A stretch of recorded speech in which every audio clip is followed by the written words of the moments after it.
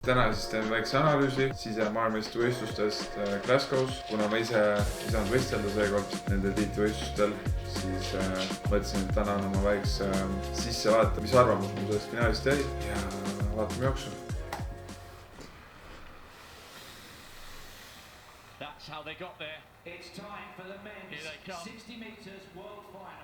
See on kõige põnevam osa tegelikult jooksust või jooksu eesest, sest et siin on tegelikult võimalik võita ja kaotada oma jooks.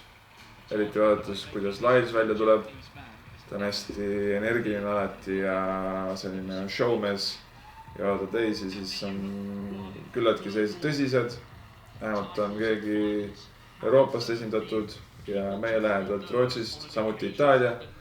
Aga Rootsi sprinter on päris lahe, et ta finaali sai ja ta on päris head. Eelmine aasta oli päris tugev ja see aasta ka. Ta on juba sisehooajal päris hästi ennast näidanud.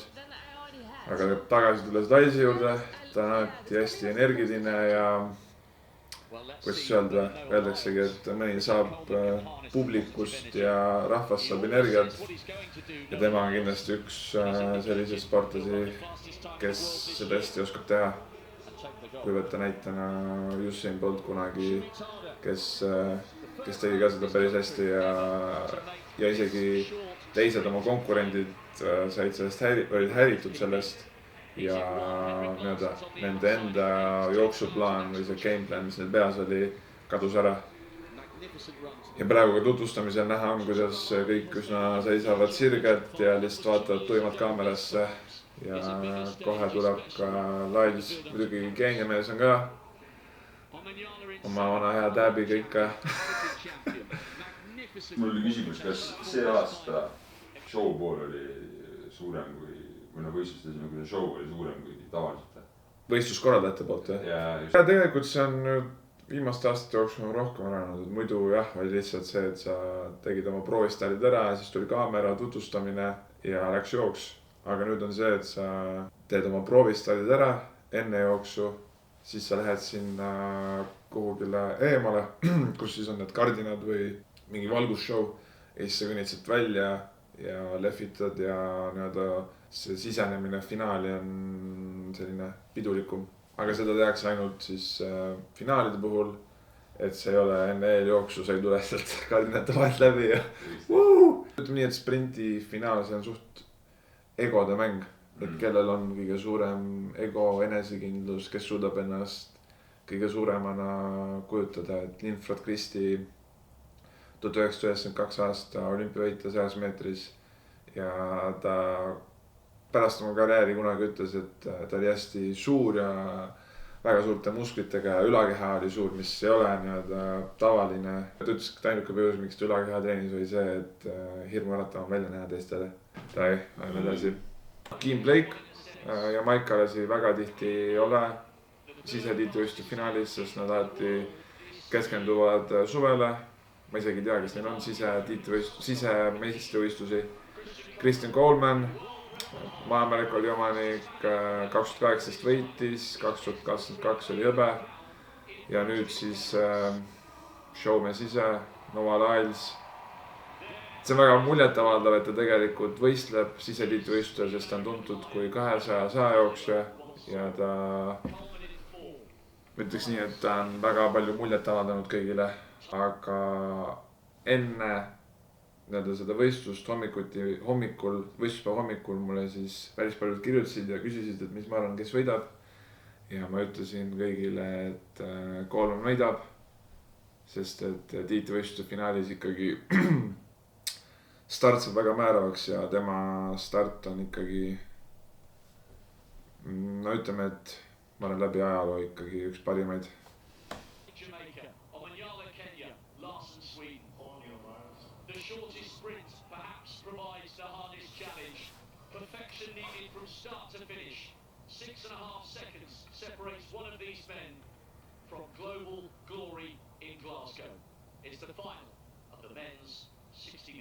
See on kõige põnevam osa, kuidas või mul tekivad endal see võistlustunne tekib sisse, kui ma näen, kuidas kõik pakkuda lähevad ja valmistuvad, et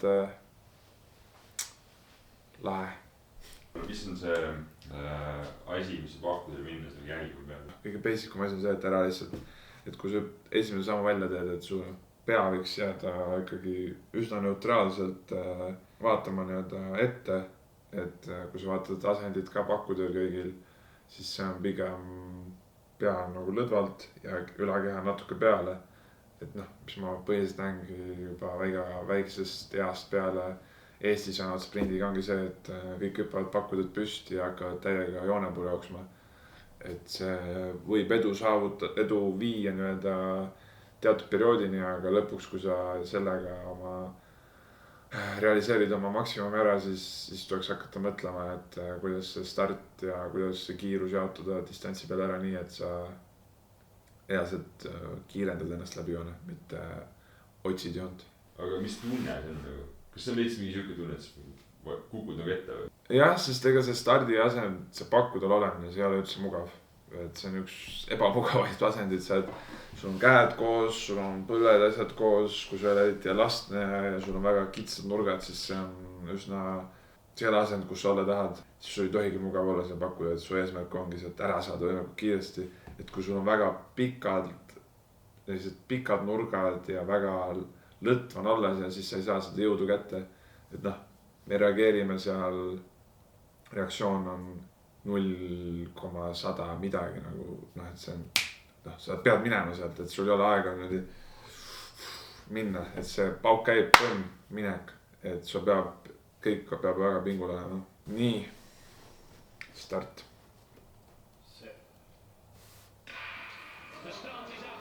Vaatame vist jooksuga ära ja siis ma võtan rohkem selle üksipungi lahti. See oli hästi huvitav finaal, et üks jooksupool oli nagu sprindijooks ja siis see teine pool, esimene, teine, kolmas rada oli hästi kummaline. Ma kärin natuke tagasi, umbes siin stardi juurde. Et kui vaadata, siis esimene, teine, kolmas rada, jaapanlane on seal väga ütleme, et päris hea stardiga ja siis on 2 pikka sprinterit, kes klassikaliselt sisehooajad on neil keerulisemad stardi tõttu ja mõlemad nad said ikkagi üsna kohutava stardi. Ja kui me vaatame nende jooksu nüüd lõpuni, siis Esseme rohelises vormis ja sinises vormis Ali. Üks tõmbas tagari ära ja teine sai stardis nii sisse ja jäi distantsi jooksu nii maha, et tema jooksul jooks läbi ja jaapanlase puhul ma tegelikult ei saanudki aru. Mul tundus, et ta lihtsalt andis alla, kuna ta tundus, et tema jaoks on juba jooks läbi. Et see jooksu pool oli hästi kummaline ja seda vaatasin mitu korda tagantjärgi ka, et mis seal siis täpsemalt toimus. Kui me nüüd tagasi lähme uuesti ja vaatame, kus see päris jooks toimus, siis me näeme kohe, et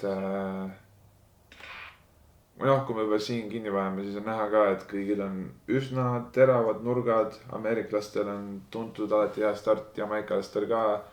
Larson on tõesti, ütleks nii, et ta ikkagi 60 on pigem tema trump. Ja kui me vaatame seda esimesest 10 meetrit ka, siis on näha kohe, kuidas Coleman sai välja ja Noah Lyles, kes lõpuks hõbeda sai. Neil on ikkagi pigem on suur vahe sees. Ja 60 meetri jooksus seda vahe järgi teha on üsna keeruline. Ma ei ole küll ametlik, vahel tulevad need split ajad ka, et 10, 20, 30, 40, 50, 60. Et mul tihti pean huvitav näha, palju see vahe on 30 peal, et kui palju Coleman oli Lylesist ees. Ja 60 mängib nii suurt rolli ka reaktsiooni aeg, et üsna suur erinevus on ikkagi, kui sul on reaktsioon 0,120 versus 0,160 ja sealt edasi. Et seda vahet järgi teha tegelikult on juba üsna keeruline. Ja kui ma võtan näiteks enda näitel Istanbulis 2023, kus ma poolfinaalis sain ikkagi väga kohutava stardi ja lõpuks tõmbasin teistel järgi, aga minu jooks oli juba pakkudel tehtud, et see on väga oluline, mis sa teed pakkudel ja sellepärast ka kui, ütleme nii, et kõik ei ole nagu Usain Bolt, kes teavad, et ma teen jooksu distantsi peal, teen selle töö ära, et võita, et kõik detailid tuleb võtta üksipuugil lahti.